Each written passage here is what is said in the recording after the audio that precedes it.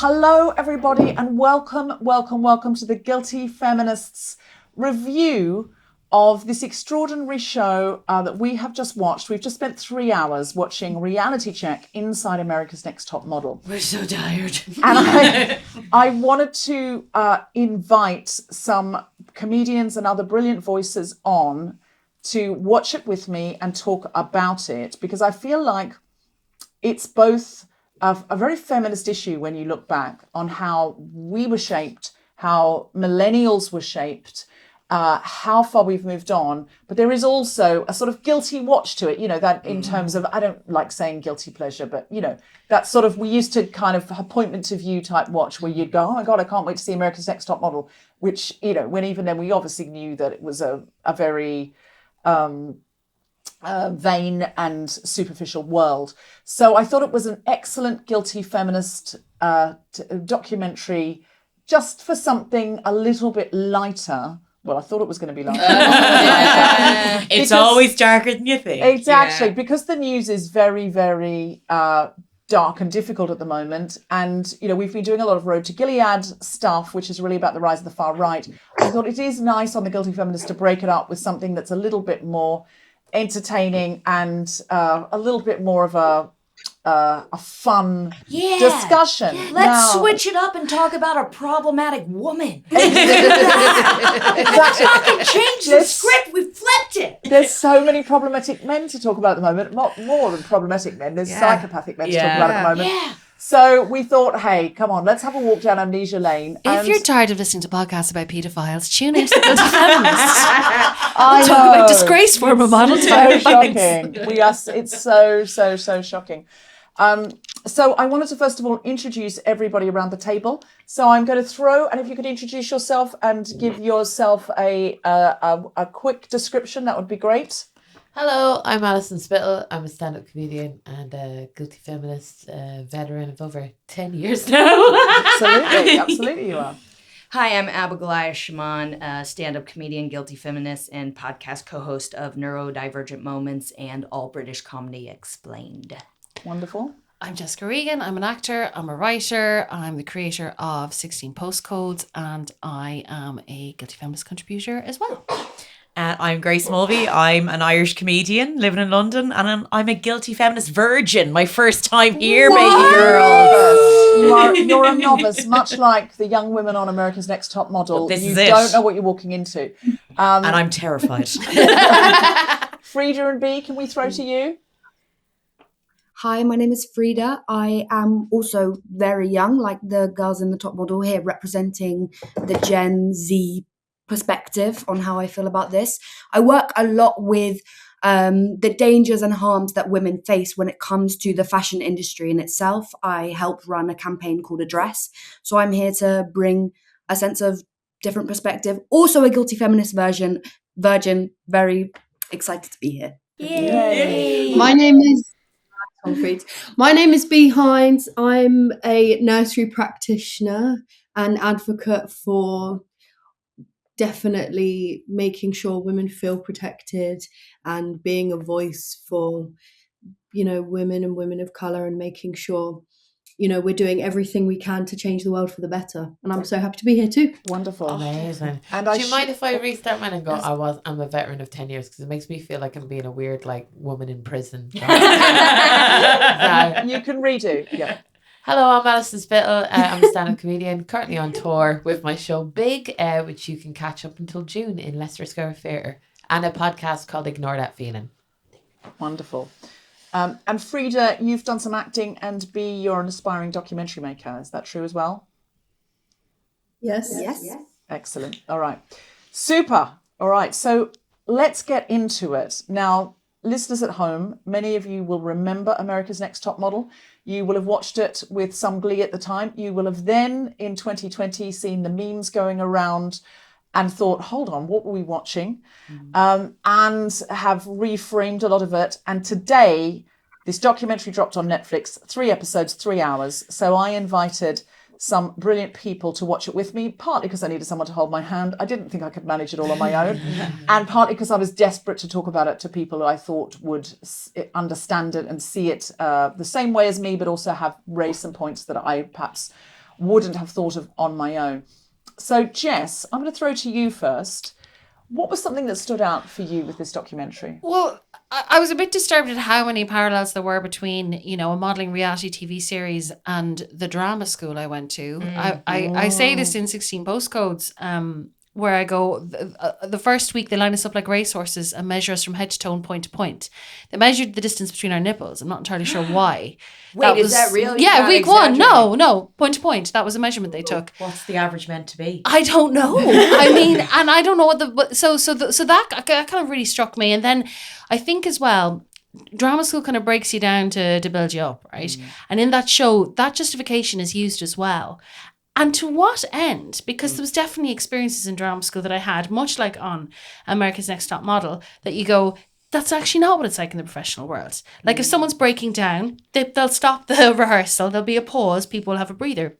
But this thing about being picked, that people want to be picked, it's why so many people go into reality TV shows, and it's a very common human need to be chosen either by the people you love, but then also just kind of by the world, by the job, by the gig. So these women who were putting themselves through hell because they wanted to be picked. Tyra picked you week in, week out, and you just keep getting picked. And when we were kind of, in a way, there was that kind of grooming to have that need to be picked, that when you left drama school that you would sort of say and put up with anything. Now times have really changed, but I am of that generation where you just you worked through illness, and in a way watching Top Model definitely influenced me in terms of like models who had food poisoning, they pushed through, they were praised for it. No one was praised for for kind of looking after themselves. We've never heard the term self-care then. Or a mental health day. That was Mental invented health like day, 5 years ago. Absolutely. Do you remember the episode actually, because there was an episode where a girl's friend had died in a car crash and they made her then pose in a grave. Yeah, and they were like, well done, that's so great. And I think there was a kind of almost a fetishization of trauma in this that unfortunately I see parallels again with drama school. And then of course you go in the real world and you talk to like some vet or some amazing actor like Zoe Wanamaker, and I go, how do you cry every night at the same time? And she goes, oh, I have a completely imaginary scenario in my head. Nothing that ever happened to me. And you go, oh, that's how she's like, and are we having champagne afterwards? And shakes off the character, but delivers every night at the same time. She has this imaginary scenario in her head. So where she's not actually being forced to confront. And that fetishization of pushing through trauma, and that became a running theme of so many reality shows, but maybe none more so naked as America's Next Top Model. Yes, there was an interesting thing that behind the scenes, the production team and also the on-camera production team, so the Jays who would style you and teach you how to walk and set up the photo shoot and the concept, and Nigel Barker who would photograph, they would talk about the story that they understood. Jay said at some point that he would be told by the unseen production team, we've got a good story going with this girl in the house, in the reality side of this, the back in the house. So we need her to stay in for a few more weeks. So you need to help her make her shoot really good. So it seems to the public at home, she's getting through because her shoot was the best. Wow. Yeah. And that's, that doesn't seem ethical at all. It's rigged. No. Yeah. It's rigged. Especially when there's a money prize. And it's interesting, like, because these girls are pushing through. So they're tired, they're hungry, they're scared. They're having their worst traumas being used against them. And being Freda, back when we were kids watching reality TV, there wasn't a phrase, the villain edit. We didn't have that. No. So to us, I'll speak for myself. To me as a young person watching America's Top Model, I just thought Kenya was fat and problematic. You know what I mean? I didn't think like, oh, look at how all of her insecurities are being used against her to make her seem like a bad person. We didn't look at it that critically. With No. that critical eye. Because we didn't have media literacy at Yeah. that point. Like all these. I other didn't stuff. even consider that could have gone through your head. Like I couldn't even imagine. I can't even imagine. Well, that's when I feel like they use the word documentary and they use the word reality. That's when I feel like in our language within media, the lines are blurred because these editing tactics are made to not only perceive the young girls on the show, but the young girls like you watching. Yeah, because this Like was like complete before the Hills. who was And like the Hills at the end of the series. Of the Oh Hills, yeah, they revealed the cameras. They revealed the cameras and they go, "This is not real." But that was the first time it was ever revealed to us as young people. As far as it was like watching a nature documentary for me, watching the Hills or something like that. But do you know that like even now, you know, the way and the whole thing of like PR, like now on TikTok, you have PR experts talking about how, say, like the Beckham fiasco is how the Beckhams will react or how I would advise them. So you can see how things are actually planned out.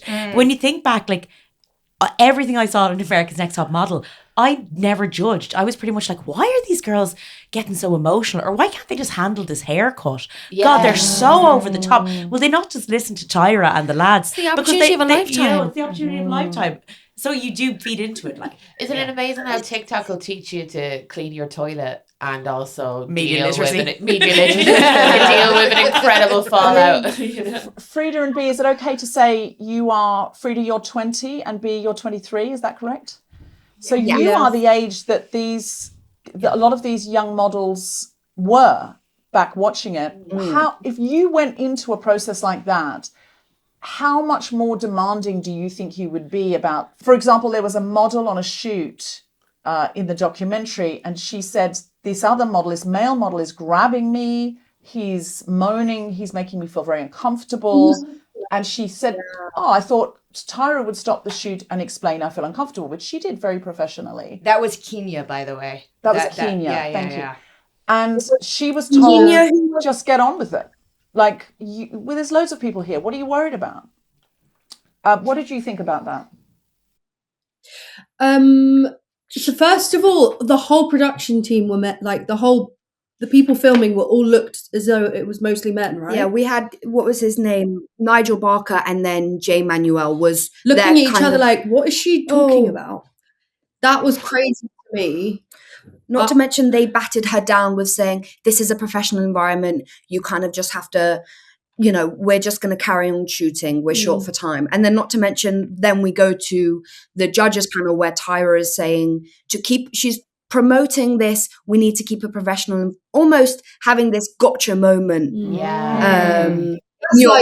This gaslighting that she was in the wrong, which then we see with Shandy as well with the cheating episode. Then they had that talking about how he would be cancelled. We're going to come on to that. You would be in jail. Like, I feel like there shouldn't be a documentary on this. This should be in The Hague. Tyra should be dressed. Tyra should be dressed as Inspector Gadget in court. Like, you know, it's very funny because Tyra in that moment, and she explains it. She explains it. She goes, she thinks it's a teachable moment, and her whole thing, which by the way was definitely what was taught to us, which is if a lad's being inappropriate with you, you can't get aggressive with him because then that's actually going to make him aggressive, which is your fault. What you have to do is kind of jokingly be like, oh no, don't hurt me. We all think you're great. You know, and that's what we were taught to do, sort of flirt your way out of the situation. And that's literally what Tyra said. And what's so funny is Tyra now is like, but that's what the information I had at the time, which I don't disagree with. I do think that is the culture we had at the time. But at the same time, this girl was good enough to be like, I'm uncomfortable. And they all just were like, you're being professional. When I first started doing comedy, like a big promoter, like he told me how many careers he's destroyed and then said, if I want another gig off him, I'm going to have to wrap my lips around the back of his dick to get another gig off him.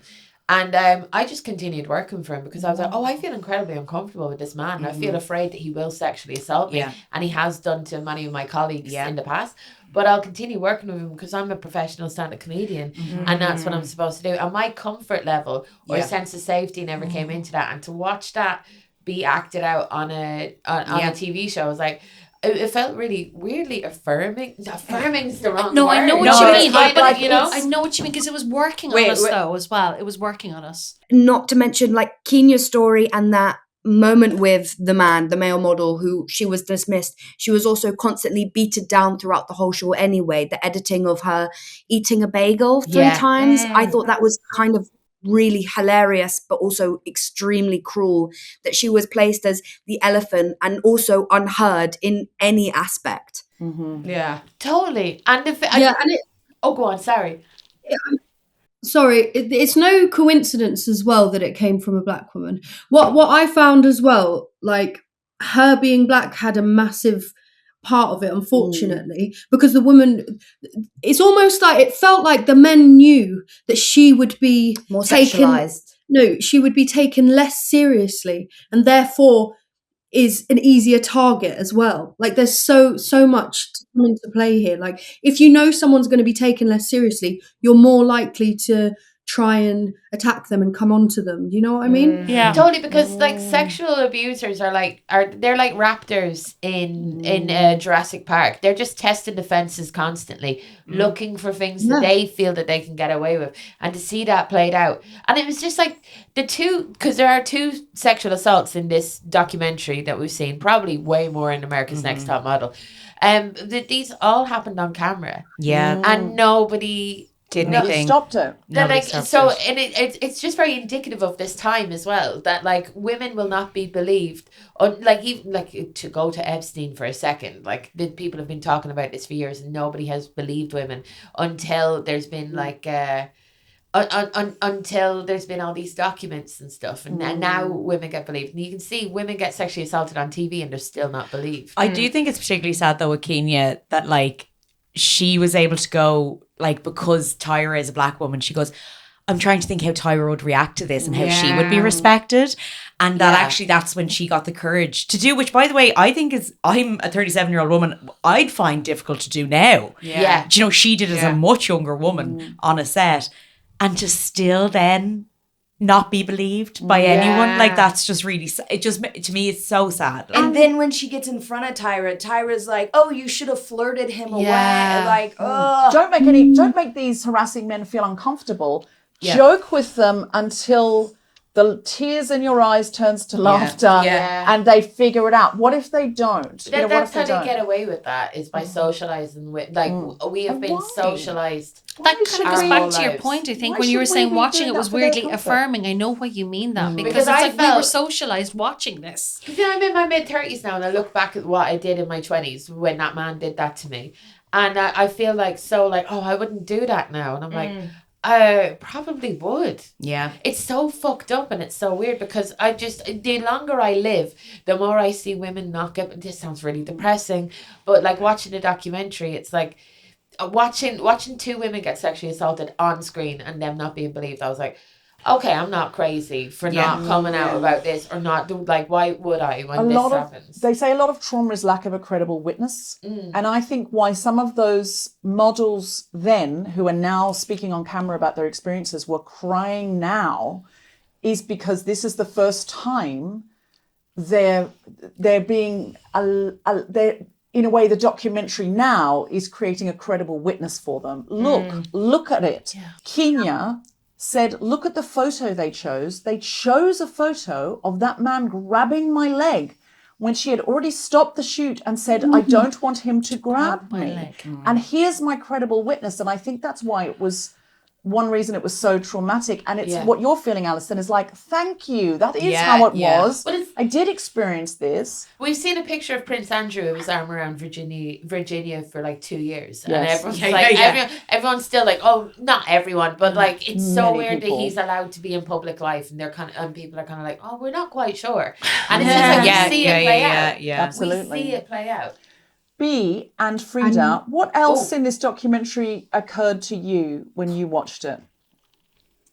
Well, when you did say that they used that photo of him grabbing her, I did make a note that, one, she quoted herself to be set up to fail. Well, J. Manuel said during that how he felt about that moment of Kenya, but also how she was pushed to a burning point and then put her vulnerable self being portrayed on television. They wanted that moment for her. And I think not only Kenya, another model had said, they did try and put me in a position where I was going to act out or I was going to make a scene. They wanted that reaction from her. They didn't want to make her feel safe. They didn't want to make her feel like she could be America's Next Top Model. They just wanted, in a Gen Z term, a crash out. Yeah. Yeah. They quite clearly exploited and tested these girls to like a total burnout and like mental breakdown. And it's so interesting as well. What came to me was they really chose specific girls who had a lack of family and love, girls who had a lack of finance, girls who were like hadn't felt like they had no other choice. I have no other choice. How do I get out of my neighborhood? Yeah. How do I get out and break out into the modern I don't world? want to work This is at my only Walgreens choice. anymore. I don't want to live They here. didn't. They didn't select girls who had stable family lives and stable home lives. They selected girls who were literally fresh out of school, fresh out of home, and had all of a sudden, like 18-year-olds, all of a sudden they've got autonomy, and they're being like pieces of paper with pens are being shoved in their face saying, "Go on, sign this," and they don't have to go and check in with their parents anymore. They're so young and such fragile girls that they're choosing. It's not girls who are fit to do it. I mean, but also challenges aren't okay at all. Anyway. You don't see like Cara Delevingne on that show. She didn't have to go on that show. Or Kendall Jenner is not going to be on it. Or anything. So true. Like that TV program picked people, like abusers pick people, where they look and they go, they've been through stuff, and it's the Epstein playbook. Have you seen the Epstein documentary? Because within that, exactly that same thing happens again and again. I was very vulnerable. My mother was addicted. My father was abusive and had left, and I had to look after my little sister. And then I was offered $200 to go and massage this old man. They said it was only a massage, and I needed the money desperately, and I thought that doesn't sound like a great thing to do, but it's better than anything else I'm being offered. It's like Danny being offered. So Danny is a model in America's Next Top Model. She's from Little Rock, Arkansas. She talks about the poverty that she went through. She has the gap in the teeth. She's a gap in her teeth, and her brother said to her, "You need." You need to go on America's Next Top Model because this is a free ticket to New York. How are you going to get to New York? And I'm like, he's got a point. Like, it's your only way out. She and says, New I York don't want... is so expensive from someone who's lived there. If someone's like, we'll take you to New York, we'll teach you how to model, we will room and board covered. Like, I mean... And you'll be on TV, that will help you get a platform and so on and so on. B, were you going to say something? I feel like I talked over you there. No, that's fine. I was also going to say the boundaries that were always, literally always crossed, because I feel like exactly what you said. The girl, Danny, was it Danny? Daniela, Danny, same thing. They're like, that's the... as in like that was I didn't mean that was there too. Like she went by... Danny felt as though she had no choice. And I think she must have felt like, no, I can handle myself. You know, she's not stupid. She knew that there was going to be a set of challenges and they would like try and break her down. But I think she really felt as though she wouldn't be broken down. That's what I really sensed in her. Fair play to her. Yeah, I was just about to say the gap thing. Like she fought back on that. Like she didn't immediately just go, oh yeah, like close the gap. Yeah. Tyra had basically threatened her that she'd be kicked off the show. That really triggered Tyra because she was showing all the defiance. Like I think Tyra wanted to be able to bestow grace if she felt like it, but she did not want these girls to have grace for themselves or to stand up for themselves. It was like, if you defy expectations or go against, your socioeconomic class or anything like that, if you overcome, it'll be because I enabled it, not because you've pushed for yourself. Yeah. So there is such she's a tyrant. She's a true tyrant in that sense. Tyrant Banks. Tyrant Banks. I mean, how have we not coined this already? That's the t-shirt. Like, so that's the thing. It was like, at the will of you are a jester in my court, at my inclination, will you proceed?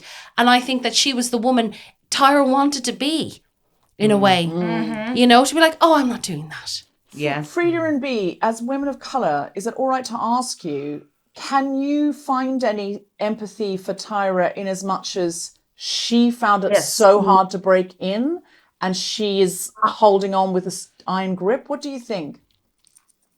I had wrote a note down saying Tyra Banks had created this monster, American's Not Top Model, America's Next Top Model out of her own hate for herself, because what if she experienced in the modeling industry?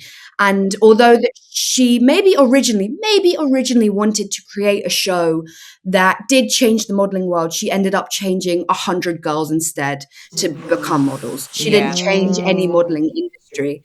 That is Changed really 100 girls instead. Boom! That's the t-shirt. To the church there. I love it. She's saying hundreds of girls. Yeah, 100 million viewers go globally and 180 countries watching. She didn't change the modeling industry. She changed the perspective of women like me, women like you all over.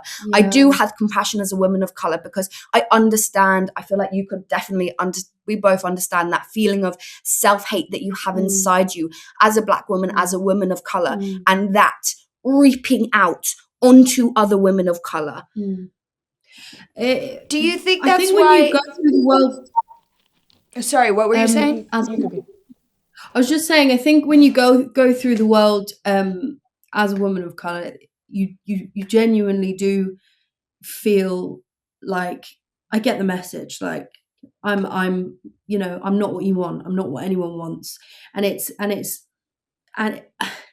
can drive you a bit mad. And if you go into the fashion industry on top of that, I can only imagine how mad that's going to drive you. And like at what point, because what I couldn't understand is how she was being taken so seriously, but also not at the same time. She was, do you know what I mean? Because when she originally wanted to, sorry, I'm cutting you off, but when do you want to carry on? Can I ask one question real quick before you go into this? Do you know who Tyra Banks was before Top Model? Do you have any idea of her career?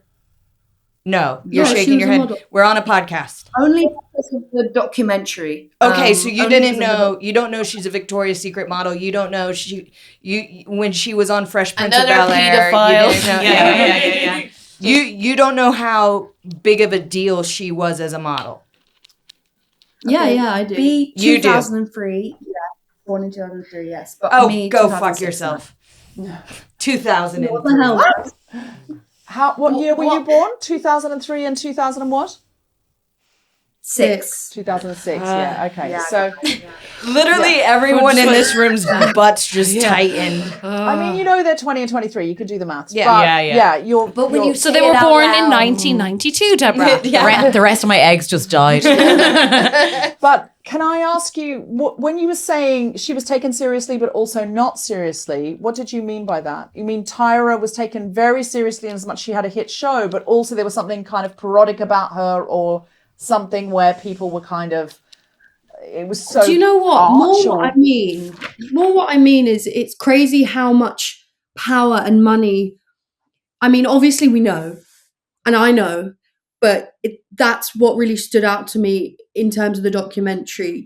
Money and power really creates value within someone. It doesn't matter if you're a good person. It doesn't matter if you have good morals. If you've got enough money and power, but she was just really devastating these girls' lives, and therefore having an effect on the whole entire world, all of the young viewers, and we all kind of knew, but it was also a massive joke, so therefore it didn't really matter. Yeah, Isn't it I funny would like though? to say But that you can't. Sorry, I was just going to say, isn't can't it just, funny like, though that she's like created this incredibly successful show, like a show that, as you said, 180 countries watched, and she was still very easily replaced. Like, as in, like, the funny thing is, like, she's like, I had to convince so many people to do this show. Then it was a hit. It's not like anyone was like, oh, Tyra Banks is a genius. Like, no one was like, because what she did was actually pretty genius. If you're going to look at commercial success, a lot of people didn't think this would work. And That she pitch did. was incredible. And she pitched it. And still she wasn't respected. when they were done with her. Rita Ora. yeah. Rita Ora. As Alison Spittle said, the canary in the mind of show business. Sorry. No, go ahead. Freda? Oh, I wanted to say that, backing up Freda. the point of she wasn't taken serious. No, I am Frida. This is B, guys. Come on. It's okay. Okay. Do you know what it sorry. is? Your names are on your The names are the other way round. on the Riverside thing. I'm so sorry. Yeah, sorry about that, guys. Do you know what? I am so sorry. Oh, babes, I'm so sorry. Because Freda, I was going, oh my God, I've picked up so much. Oh my God. Sorry about that, ladies. Cool. It's like Ant and Dec. They always have to stand in the right order. Yeah. So sorry. I know which one you are because I know you, but no one else does.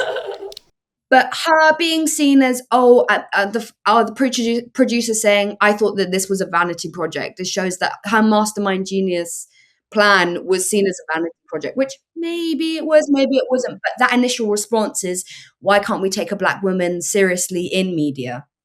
Yeah, that's a really valid point. As Gen Z women, were there any other points that really stood out to you in terms of, making girls switch race, the way that young models of color were treated?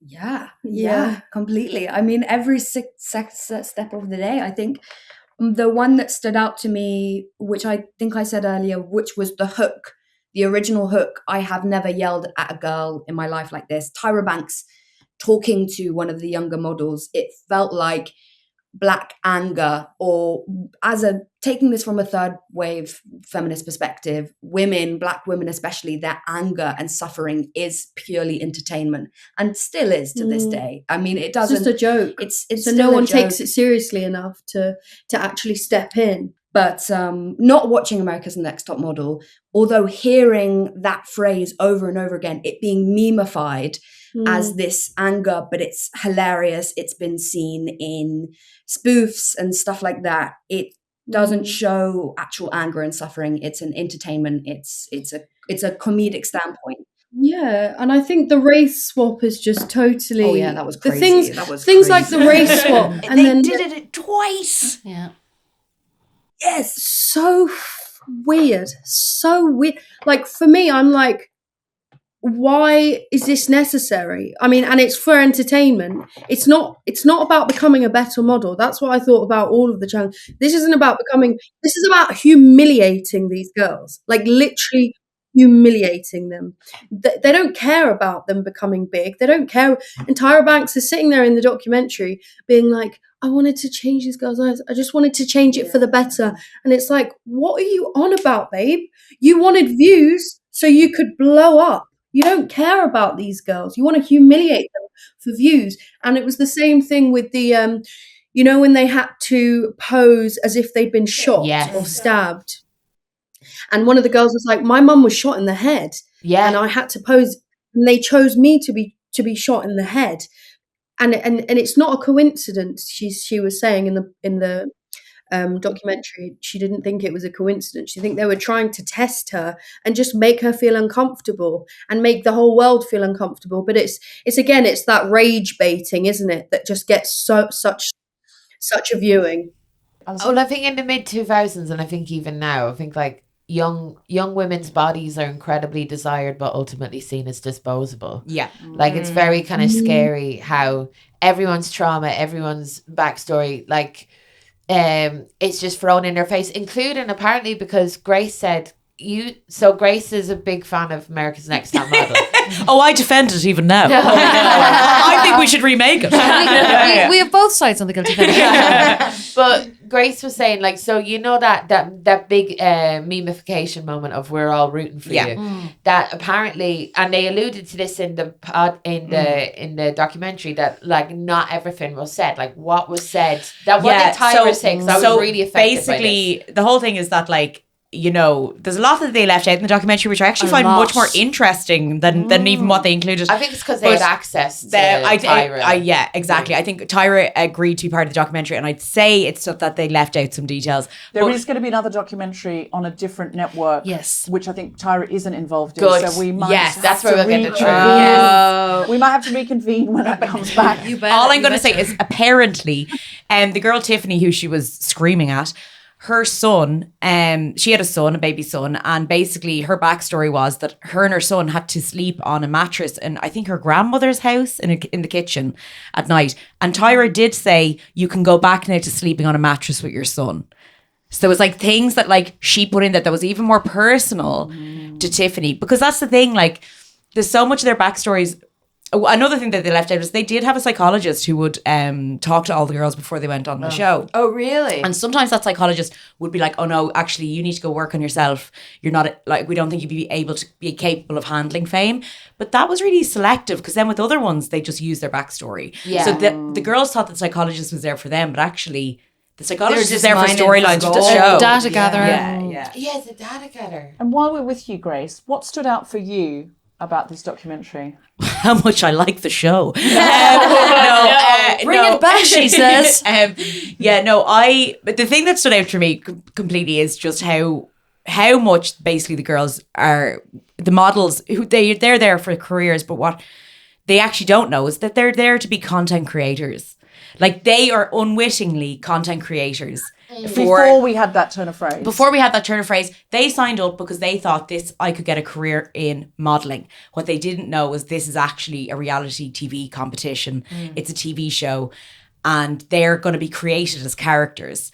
And because they didn't have the media literacy that we now have, which is like, now that you will have contestants going on Love Island, they know what they're there for. They know they're there to maybe help their Instagram followings. Yeah. Oh, yeah. These Even on the traitors now, people go on and immediately their Instagram's got something to sell. And Yes. well, I've got a book out, or I'm But that's doing it. this, or and I'm they're using it, and they understand why they did it. These women were actually there because they really had quite pure intentions, which is they wanted to be able to get into modelling, and for a lot of them they weren't going to be capable of doing that, because they didn't have the background or the money. So I just found it really interesting watching how they were used, and how they just didn't understand that they were going to be the villain of that series, or how what I found really interesting was how their tears were going to be used. And like, when I think of like even content creators now, do you know, like, it's seen like on Instagram, someone might start crying on Instagram or like TikTok, and you're like, you had to set up that camera to cry. In this, they had a cameraman there and they had a sound guy there following these girls around, getting them crying, and the girls wouldn't realise if those tears were going to be used or not. And how they'd be used. And how they'd be used and how they'd be edited.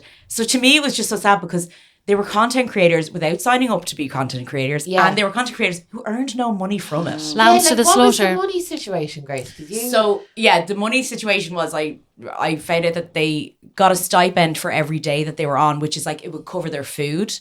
And at one point, when the ratings were going down, that went from like $25 a day to like $12 a day. Oh, so maybe that's the first thing They they were cut. starving. And so then as well, the girls had to do things like maybe only buy noodles, like, and that, you know, so again, the girls are overworked, they're not sleeping, underfed. So of course they're getting sick, they're having emotional breakdowns, you know, and then of course if they're plied with drink, we've seen what happens when people are plied with drink and they have, you know, no sleep and then called the Edinburgh Festival. And then at the end, of course, if you're on reality TV, you have no rights. Like, that's what they're trying to get now for reality. People who are on reality TV, they don't get money from this. So the thing that I found the most egregious out of everything was that Tyra Banks and the producers, and I'm sure it's a lot more producers than just the one guy, Ken, who was on the thing, made so much money from this show, and the girls still don't make anything. And that's how Tyra got her talk show. Like, Tyra, so Tyra went from being like a supermodel, Victoria's Secret, Sports Illustrated covers, to making America's Top Model, then becoming a talk show host, trying to be an Oprah. Try to be Oprah, And she got so much, and it kept going for her. Yeah. And that was really dark when she used the show to re-traumatize Shandy. That was so dark. It is so dark. Shandy now, in fact. Alison, you wanted to talk about Shandy, didn't you? Well, just so Shandy was raped on the TV show. Like, there's no other word of saying it, and you know, she was, which was never acknowledged at the time, and only in fact coded. It was codedly referenced in the documentary. The documentary, she but had I a lot to drink for legal reasons, maybe because I don't know. They never used those words. No, because they would have to have because then they would be liable. And also, where is the man? Yeah. Where is he? Well, I did. This sounds really terrible. I did try and Google him because I was like, that's fine. But I'm just so used to. I'm just so used to men not being held responsible for sexual assault. He wasn't even named. Whereas the guy with Kenya, he was named Bartolini. Yeah, they gave was groping her. Yeah, like he was named, and we could see him, but we could barely kind of see this Also, like, you know, what background checks were they doing with these Vespa drivers that they had the girls clinging to, run around, like, you know, that was so dark. The Shandy thing was so dark in the way that, like, not only they could not give her any privacy, they filmed her rape, they filmed her going to the doctors after to get an STD test, and they filmed her ringing up her boyfriend, who called her a stupid bitch. Like, but in fact, now he did not see, like, no, totally. Not, but just to it's traumatizing. No, I don't. He's in a very emotional moment. He's no idea what's going on. But the fact that humiliation. He was told she'd had sex with someone else, because that's how it was Yeah, framed to her. No, but the fact that was how it was framed to her. But the fact that bit of film follows her around of him calling her that, because she referenced that, you know, like it. Yeah, absolutely. She wasn't spared any humiliation. And all I want to say is this: what really grinds my gears after all of this is when Tyra and Ken are asked about this. Tyra's like, "Well, I wasn't in the edit suite." No. Before you're saying you are in the edit suite, you've very selective memory about when you're in this edit suite. Ironically, you know what I mean. And also, you did know that the episode was going to go out with the title "The Girl Who Cheated," because they have to paint it like that. Because it's like, it's the same with a lot of sexual assault. It's like, it's a drama, you know. And I remember at university, if a woman was completely blacked out, completely asleep, unconscious, and a man climbed on top of her and penetrated her, people would say that was ungentlemanly behavior. They would say they would describe it as unchivalrous. No one ever referenced that as sexual assault. And I look now at the faces of Freda and B, who are now at the the age I was when I was at uni, or most people were at uni, and I throw to you to say, how do you feel about that? I'm just seeing your shocked faces, basically. But that's how it was framed to us. It wasn't framed. We could not go. We didn't feel anyway we could go and report that as sexual assault. But you saw how she was. She was crying. She was leaning over the bed and she was saying, "I want to die." And she says in the commentary, "I don't remember it. I disassociated. I blacked out." She was a rag doll. You could see she was like a little rag doll. You could see it, but at the time it was not framed that way. And we now see how desperately we needed that Me Too movement. Zelda Perkins. Respect to Zelda Perkins. Do you want to go first? Because I feel like you're older, you might have more experience with that. I don't want to make you talk about this. I just saw your faces and thought you might want to respond. No, to be honest, I think sadly, I hate to break it. Sadly, I think it would definitely be classed as what it is, which is a rape. But I do feel as though it would still be not taken seriously. And I also... That's my experience just and what I've observed in my lifetime. Unfortunately, it's still not taken seriously. Maybe taken more seriously. But I don't think it would have been broadcasted. I don't think it would be... It's shamed more, but just, shamed maybe more like as a performance, like, oh dear, that's awful, but I don't know if actually we're still taking it as seriously in the law. There is a parallel in Below Deck, which is my reality TV thing. There was exactly that. A girl was passed out, on the brink of passing out, and a guy came in and he was hauled out by the captain, immediately fired. Like, it was a huge scandal. Production shut down. The production who were filming were like, we have to stop filming, all that. So there's something, and like, she was like kind of, hi, oh, he's in my bed, that's weird, okay, not really. And it was the cameraman and the crew banging on the captains, banging, like, downing tools.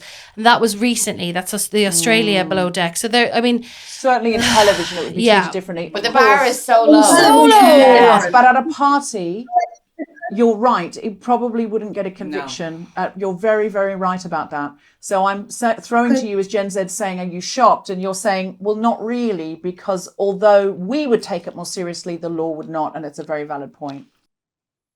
I think you would be more if this did happen because yes, America's Next Top Model was television, but as we did say, they are content creators. I feel like if you're at a content or networking event, that kind of stuff is still very much in the space. The language of it has definitely changed. Yeah. I'd agree. And I feel like there would be more support when going forward and telling people. I am shocked. I was disturbed watching it, honestly. Me too. Like I was watching the fact disturbed. that they had this mutated morality of like, well, technically she wasn't alone in the bathroom, so we Yeah. Shocking. and technically Yeah. Tyra Banks literally saying, or at her talking head interview, I don't know, that was between the producers, so Yeah. it was Yeah. Generally, the Like, obfuscation of really- responsibility was pretty shocking. I would say Nigel Barker, who was the photographer, was the only one who owned things. Not always, No. but sometimes owned things and looked with disapproval at his own Behaviour. footage, saying, Yeah. now I see why that was so wrong, and I admit at the time I did not see it. But if Ken and Tyra actually took accountability or even admitted that, like, even though we can see what we can see with our eyes, they would be like legally culpable because they should be sued. And the thing is that, like, I think we mentioned it to each other earlier, Grace. It's messed up how, like, at the time, I didn't see that as assault. I saw it as unfortunate. I will say that you know? was edited. So I remember seeing that because that episode like lives in my brain. Like that season I particularly was like I was a real fan of it. As again, still am. And but no, like that scene was edited to make it seem like she got drunk, not out of her mind drunk, because all they showed was her in the jacuzzi with the guy kissing. I didn't even know they had sex. Really? And then Right. and then I remember like the next morning she's like, he goes, did you sleep with him? And she starts crying. She goes, yeah. And I was like, oh my God, I can't believe she cheated on him. Like that was Yeah. my interpretation. Yeah. It was not, it wasn't Being edited that way. differently now. But would you, because they were using I mean, maybe it's just because they're media trained, but that's not a documentary. If you're using editing techniques to turn the storyline, that you wouldn't, they even calling it a documentary. Oh no! When he called it a documentary, that was really. I think that was the lowest of the low of the entire thing, Agreed. because it's not a documentary when you first of all are planting those men there, when you are the ones who are like editing people to look like villains of a season. Like the whole thing is made up. Like because they're not even. This isn't even a modeling competition. No. Like it's not. No. So like all of it's fake, and so it's not a documentary. He's just using that as a legal loophole to not take any responsibility. Because they invented the genre. Like the America's Next Top Model is the mother of RuPaul's Drag Race, of every kind of even Bake Off. But even when you know, like the concept of someone leaving every week. And the competition elimination. They don't just leave a camera in a tent and suddenly people happen to be there baking. You know what I mean? Yeah. But fortunately, you don't follow the bakers home. You don't have to see them going, oh my God, who's left this whisk here?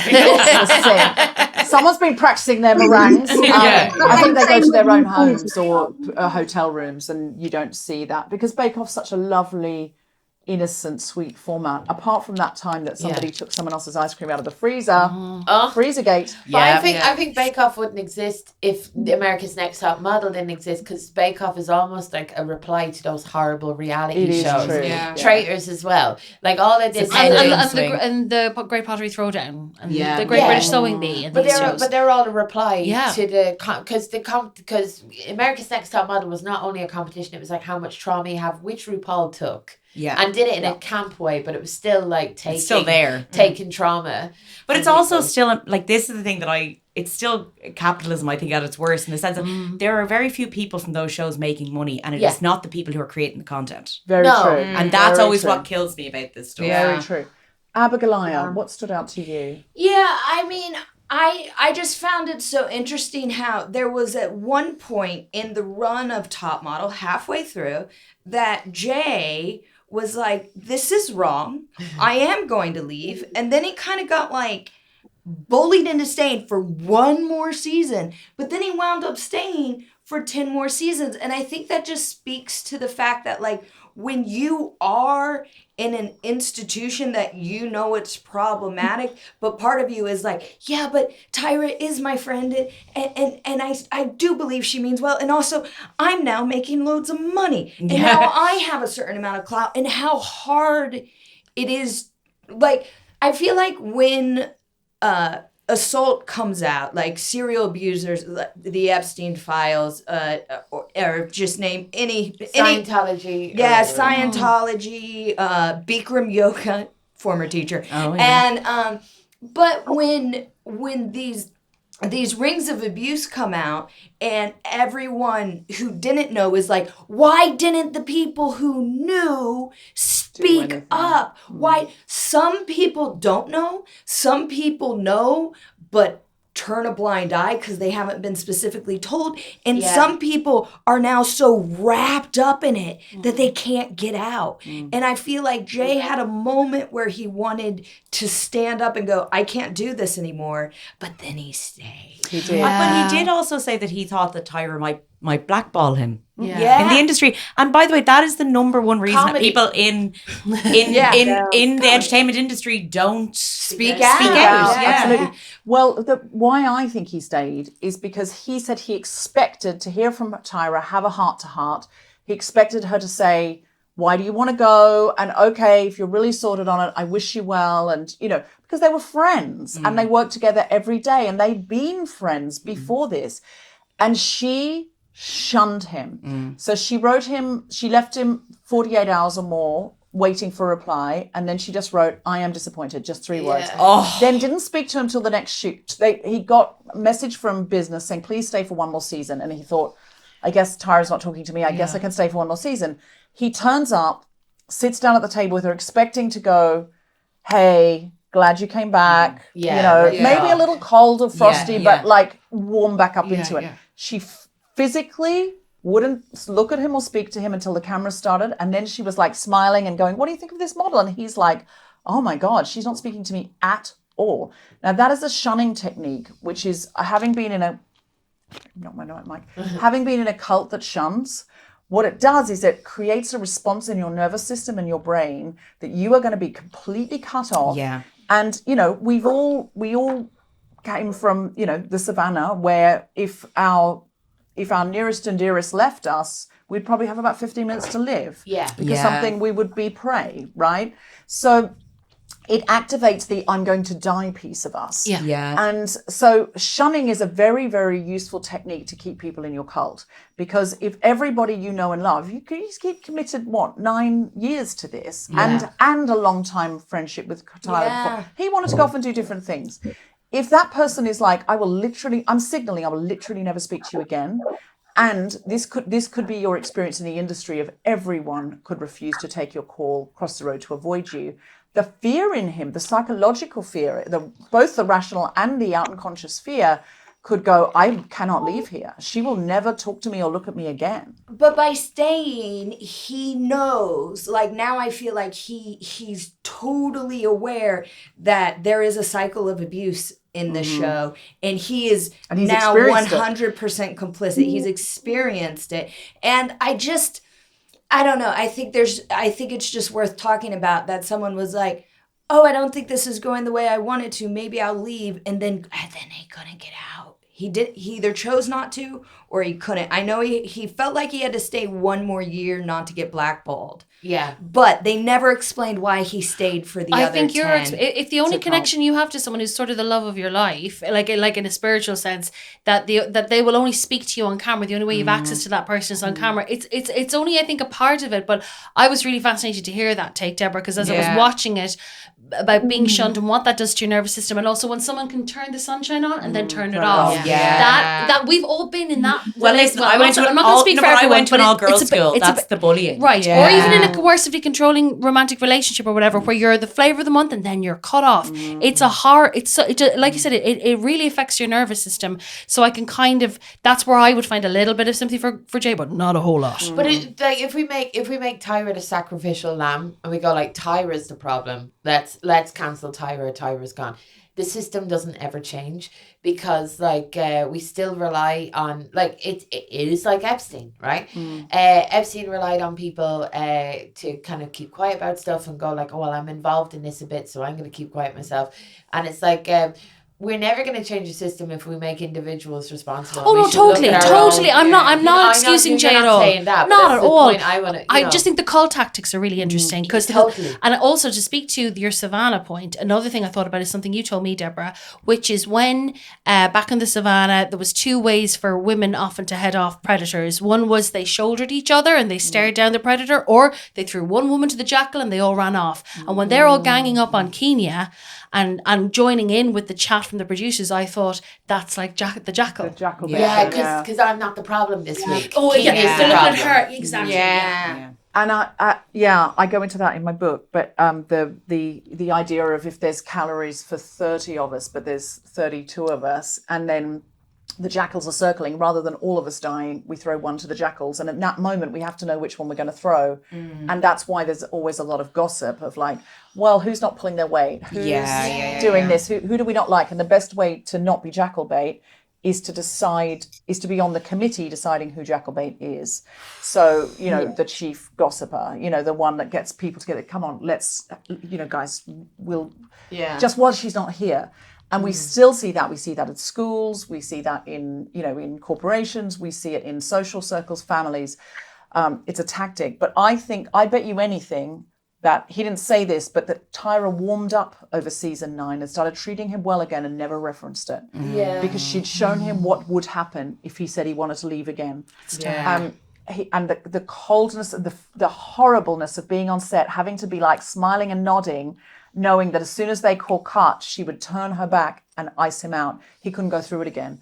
So he knew he would be screwed. So he just stayed on until he was fired. But then he was unceremoniously fired with his 2 colleagues, Miss J and Nigel. And then the 3 of them said, okay, well, let's put out a joint statement saying, parting of the ways, it's time, so that they could go on with dignity in the rest of their careers. And instead it was quote unquote leaked that they were fired because again they wanted more drama. And I was happy to see that. I was like, screw those guys too. Like honestly, I'm not putting it all on Tyra. Like you were a collaborator. You were a collaborator and enabler. I will say Miss J as well, said some pretty horrible things to those girls. Awful. And I actually think like the 3 of them like kind of were complicit and sat there and allowed this to happen. Complicit. I mean, Janet Diskin was out and out awful, but the other ones weren't any better. No. And she was just doing the Simon Cowell thing, but the other ones were treating them as badly and knowing what was happening, but they just allowed Janice to be the one who's going to say the really awful thing, so they can say the slightly less awful thing, but it's still awful. Yeah. Yes. Sorry, I just wanted to ask a real quick question to Freda and B real quick. Because we all were teenagers when this came out and watched it growing up, or maybe preteens. I don't know what the age difference is between all of us. I was a zygote. Okay. A baby. But did you guys by chance watch this doc and just go, oh, that's why millennials? Period. Like, did that explain?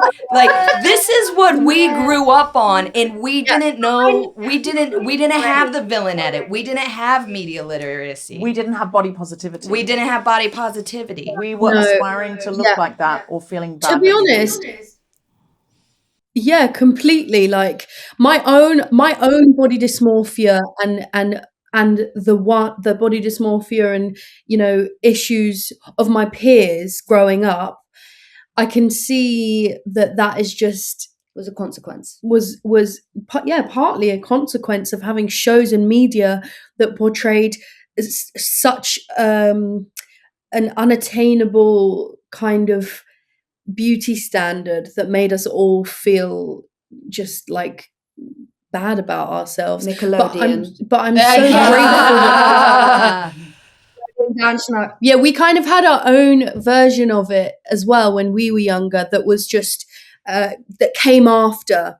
That was equally still slightly influenced. So it wasn't. I don't feel like Top Model happened and then we learnt from Top Model. I just think things maybe tightened up a bit, but then there was still toxic aspects of America's Top Model that were still used in TV, that even even is put on telly today, and not even just TV, TikTok and Instagram, and that's even scarier because you can see a variation of a type of Tyra Banks. You can see 100 of Tyra Bankses in one day just scrolling. Yeah. Do you know what I mean? And seeing different videos, Oh, in the comments. which is scarier. Yes, Comments. I wanted to say that. I wanted to say I can understand why there are a huge group of older, like the generation above me, who are still hurting and are still dealing with those body issues and those eating disorders. Yeah. Who that was a genuine repercussion of growing up watching that show at 13. And I all else did want to besides say that that we're watching.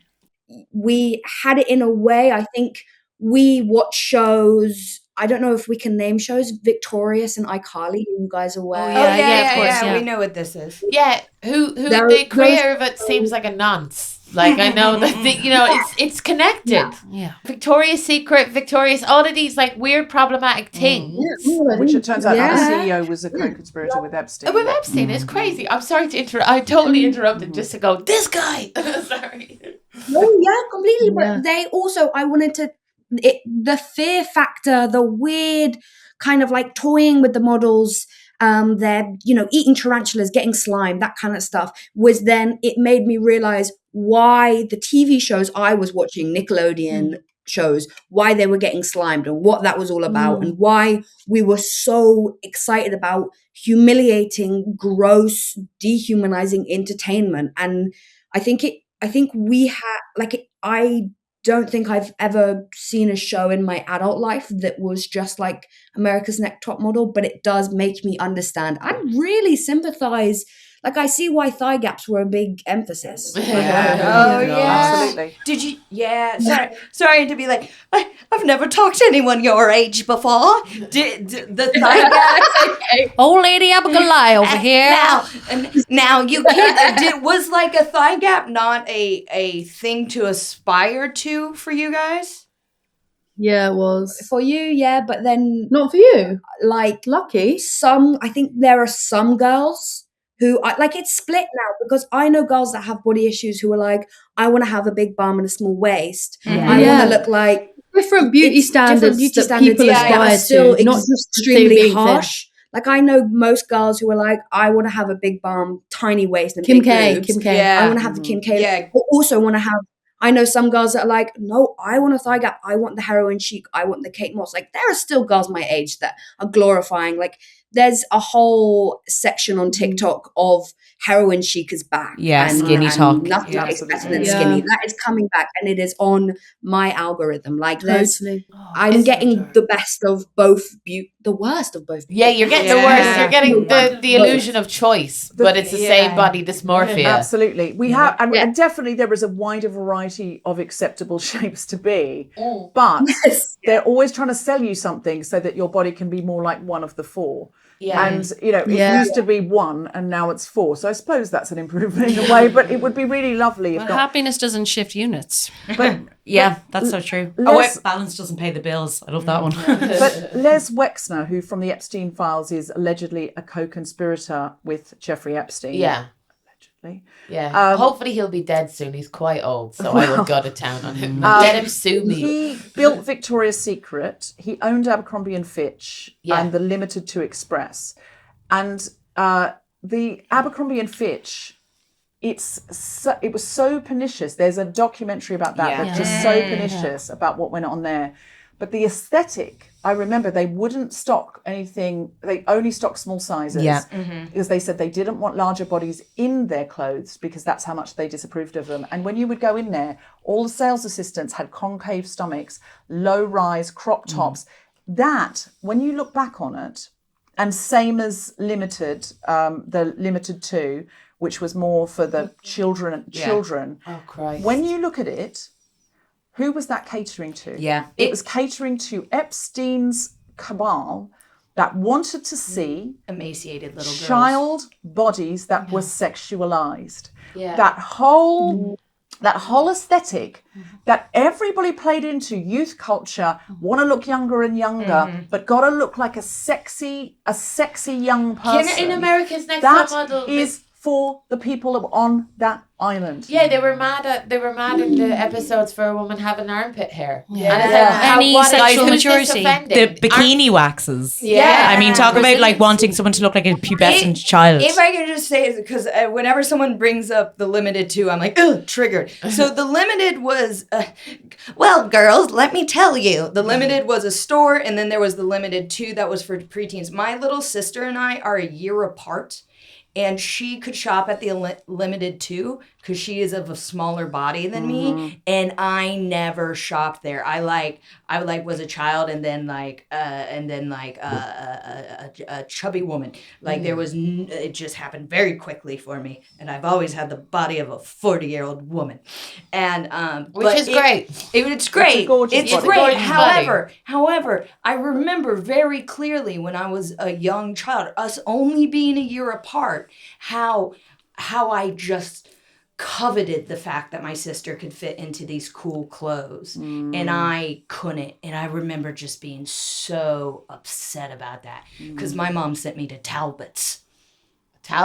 You guys don't know what that means. No. That is specifically for the American listeners, because let me tell you, none of y'all laughed at that, but that really hit someone's ear really fucking hard. Somebody felt very seen in Philadelphia. But I feel kind of sick that we all bought into the idea of having no hips, no little to no breasts, concave stomachs, and to look as small and childlike as possible while being sexualized, children in crop tops. It's And a pedophilic that gaze. was their cabal. And in fact, you know, the brilliant Becca Balland, who's I love her, the congresswoman for Vermont, says wasn't a cabal, it was much bigger, almost everybody knew. But the ones who participated, who went to that island and went to those P. Diddy parties, and what they wanted was children, created the fashion for the world. And there were people like the people making America's Top Models who know if they, who knows, you'll never know if they knew or not. But that so many of us, because we were told this is the thing to strive for, that's what human beings are like. If this is perfect, we want to strive for perfect. If this is desirable, we want to be desirable. I feel sick that I wanted to look now like a sexy juvenile. That is disgusting to me, but it was just what I was told. I could see models looking like that and people on the front covers of magazines. And I thought, well, clearly my hips are never going to be like that. My thighs are big. That's not going to be me. But I keep trying. To look like that, or finding styles that make me look a bit more like that. And I'm like, oh my God, this was pedophile aesthetic. Yeah. It's so, when you see it like that, and I'm it's so upset by it. it's so clear. So let's conclude by all saying something that's not about pedophiles. Like, I just feel like Can I say this so before we awful. go off pedophiles? I just want to say, whenever you do feel bad about your body, just say to yourself, well, at least Epstein wouldn't be into me. And that's how I'm going to go from now on. God. Has anyone got? I wanted to say as well, the most attention I ever got from men in my whole life was when I was 14, 15. Walking home in school uniform. That's more attention than I ever got in my whole life. And I also wanted to ask you guys, because in the documentary, Tyra Banks says, I was giving the people what you want. This is what you wanted. You demanded. And but she was saying, this is what you guys wanted. And I wondered, obviously it's a joint effort, but do you think this is a, people in power issue, mainly, or is it because they're the ones feeding it to us and telling us what to think, or is it a people issue where we're the ones thinking these thoughts? I think can I just say, I think because I caught that as well, and I thought it was really interesting that Tyra Banks said that. She's like, you give the people what they want. What was interesting was she was trying, when she started out, she says she was trying to like diversify what beauty is and show all different kind of skin tones and body types. But she couldn't be radical enough to realize that capitalism exists. Like, for her, like, let's be honest, she's like, give the people what they want. What she means is, I wanted the show to be successful before I wanted to, diversify beauty. Like, if she started out wanting to diversify beauty, that suddenly became second to ratings. And that's just this unfortunately, unless you can see that capitalism is really a huge problem for everyone, you can't really fight against it. And that's what she ended up then she had a number one hit show. And then she started going against what her original motto was. I read a book. I'm gonna misquote this about advertising in the food industry, and someone once said, a great advertiser was like, "We don't make the people what they want. We make something and then tell them why they want it." This is the thing, That's exactly right. That's And what I so feel. I feel like, whereas like, yes, we were hoovering the show up, yes, we were into it, but sure, we can be complicit, but I really do believe that when you give people a chance to be more intelligent, when you give people a chance to absorb other media, they will take it. Yeah. Going back again, I'm not sure if we've said it on air, but like the Great British Bake Off, Yeah. like I mean, that's reality TV, that's a competition, and we're just like, this is so nice. Yeah. Isn't this love nice it. to see a friendly competition? And that's not like high art. I mean, some of the bakes are, let's be honest, they're doing great stuff. But like, as a reality show, to be like, it had to get crazier, it had to be wild, I just disagree with it. And sometimes if people aren't watching anymore when it's at its, when you've gone far enough, stop. Let it Do die. another show, reinvent something, invent something new, rather than pushing it to the extent where you fire all your friends and don't visit them after they've had a stroke. When enough is enough. You've made There are no enough- sacred cows. You've made enough cycles. There's no sacred cows, but there are some cycles. mean cows. Well, I think your point about like, is it what we want or whatever? I think we get this with TikTok and social media now, where like, there's some AI slop. There's like, it's this weird thing of like, Elon Musk has this machine called Grok that's allowing people to do revenge porn through AI on just members of the public and stuff, and it's like you made that and you've offered that as a possibility for people to use, and now they're using it. I don't blame the people. I blame you for inventing this machine. Like, we cannot, like, human beings, sometimes it's disgusting that like even to go to pornography has existed for like as long as cameras have existed, and like Before that's on the then, games, before baby. people could- Cave drawings, they drew boobs. Yeah, that's not true. But like, we go to ourselves like, is it us as a society that is making this worse? But it's like we shouldn't offer stuff just because we can. And if human beings want to, Not all ideas are good ideas. Yeah, and I need a better word than titillate, because there's a thing of the algorithm on TikTok or Arousal. on Instagram Reels. Well, like, if you look at something for longer than a second, then Instagram will offer you more and more of that, and it could get worse and more depraved. And it's like, why am I being blamed for looking at that for a second? Like, stop offering. Well, that's how people go down the alt-right time, where like something they might agree with one thing someone on the right says, and next thing it's... And I would say, as a community, it's time to regulate ourselves. Personal Because responsibility. it has created, and this machine that we all have with us is designed to be extremely addictive. As a community, we need to find ways of breaking that addiction and supporting each other through, so that we can create the kind of world we want to live in. While they keep us glued to their machine, it's not going to happen. Yeah, kids. So take a break from that small screen and do a watch-along party with your friends about a documentary on America's Next Top Model, because that will lift your spirits. Well, in all honesty, I've had a lovely day today. I've had a lovely time. It's for the best. Does anyone have anything to plug before we go? Alison, are you going on tour? I'm going on tour. It feels weird to talk about Epstein for 40 minutes and then go, by the way, I'm on tour. But I'm touring a show called Big, and it's going to be in Australia and the UK and Ireland, and come see me on that. And what's your website so they can get the dates? AlisonSpittle.com, and I got a podcast with Fern Brady called Ignore That Feeling. So plenty of talk about this.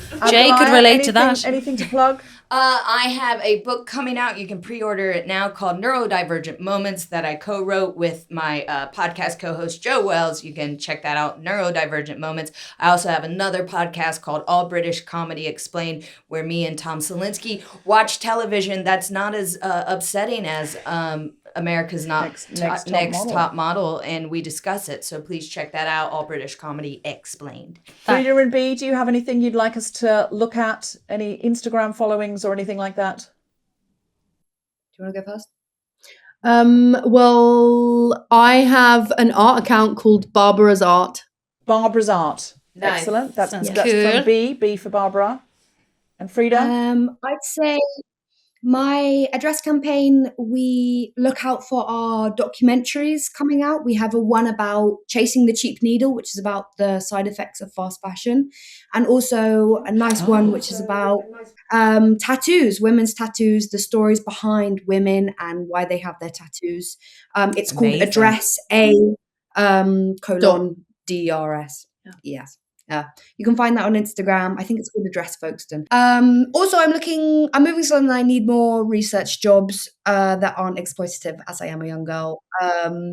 Any other jobs, contact Deborah if you have any jobs popped up. If you have any jobs, email guiltyfeminist@gmail.com, and I absolutely vouch for Freda, who is absolutely brilliant. And B, of course.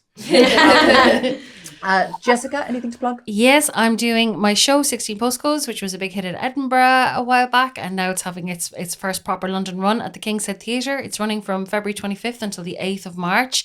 Times vary, so do look on the website, kingsheadtheatre.com.